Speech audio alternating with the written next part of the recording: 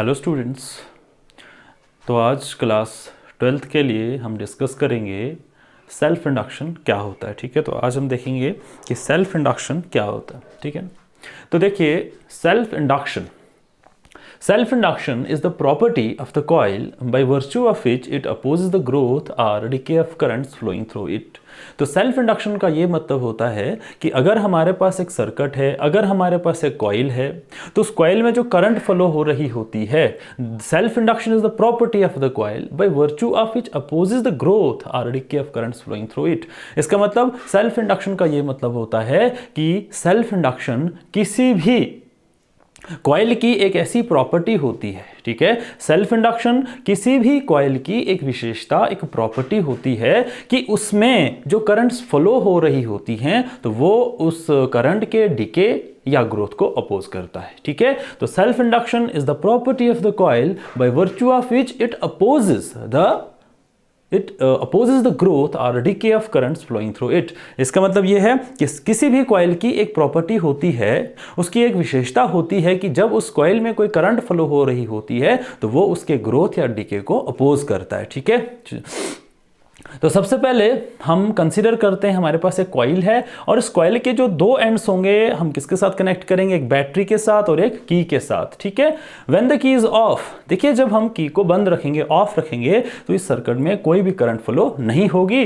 Then no current flows through the coil. सबसे पहले आप एक कॉइल लेंगे, उस कॉइल के दो एंड्स को बैटरी और की के साथ कनेक्ट कर देंगे। जब यहां पे की ऑफ होगा then there is no current in the coil, तो उस केस में कॉइल में कोई भी करंट फ्लो नहीं करेगा।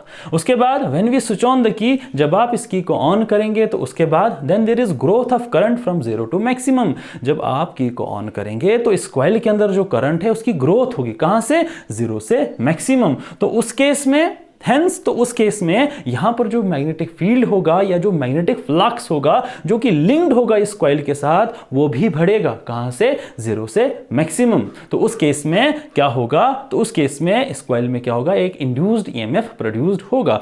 But according to Lenz law ये कहता है the direction of induced EMF should oppose the growth of current. कहता है यहां पर जो इंड्यूस्ड ईएमएफ प्रोड्यूस्ड होगा उसकी डायरेक्शन इस प्रकार से होगी कि वो करंट के ग्रोथ को क्या करेगा, अपोज करेगा। ठीक है, उसके बाद हम क्या करेंगे, उसके बाद हम इस की को ऑफ कर देंगे। जैसे आप ऑफ करेंगे so there is decay of current in the circuit और कॉइल। तो जैसे आप की को बंद करेंगे तो इस कॉइल में जो करंट होगा उसका डिके होगा, मतलब वो कम होगा, कहां से, इसका मतलब हेंस मैग्नेटिक फ्लक्स। इसका मतलब यहां पर जो मैग्नेटिक फ्लक्स या जो मैग्नेटिक फील्ड लिंक था इस कॉइल के साथ वो भी कम होगा, उसकी भी डिके होगी, कहां से, मैक्सिमम से 0। ठीक है, फ्रॉम मैक्सिमम टू 0, एंड उसकी वजह से यहां पे एक इंड्यूस्ड ईएमएफ प्रोड्यूस्ड होगा because there is change in magnetic flux. तो अकॉर्डिंग टू लेंज़ेस लॉ कहता है यहां पर जो इंड्यूस्ड ईएमएफ प्रोड्यूस्ड होगा उसकी डायरेक्शन इस प्रकार से होगी कि यहां पे जो करंट का डिके हो रहा है वो उसको